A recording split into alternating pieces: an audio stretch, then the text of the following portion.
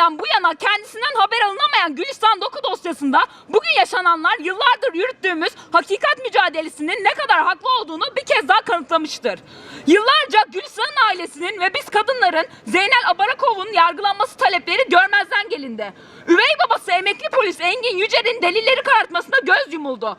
Dönemin valisi Tuncay Sonel hiçbir somut delile dayanmadan aileye kızınız intihar etti diyerek dosyayı kapatmaya çalıştı. Emniyet kameralar bozuk, kayıtlar çözülemiyor yalanıyla kamuoyunu oyalarken biz kadınlar bulduğu gönüllü uzmanlar o suda hiçbir hareketlilik olmadığını ortaya çıkarmıştı. Bugün ise Gülistan'ın o baraja hiç gitmediği itiraf ediliyor. Gülistan Doku nerede? Gülistan Doku nerede?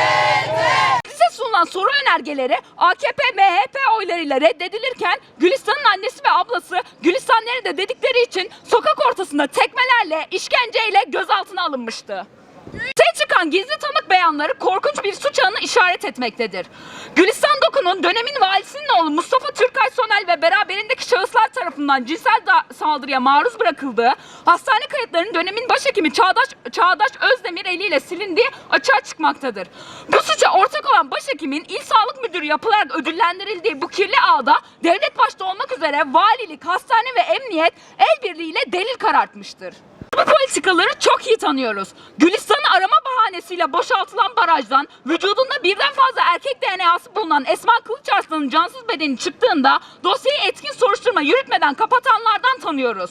Gülistan'ın yakın arkadaşı olan ve tıpkı Gülistan gibi kameralar bozuk yalanıyla 3 gün boyunca aranmayan, otopsisinde kayboluşun 3. gün öldüğü anlaşılan Rojvelat Kızmaz'dan tanıyoruz. İşte açılamıyor denilen telefonun açılmasını, Roji'nin vücudunda bulunan 2 erkek DNA'sının kimlere ait olduğunun açıklanmasını ve etkin bir soruşturma yürütülmesini talep ediyoruz.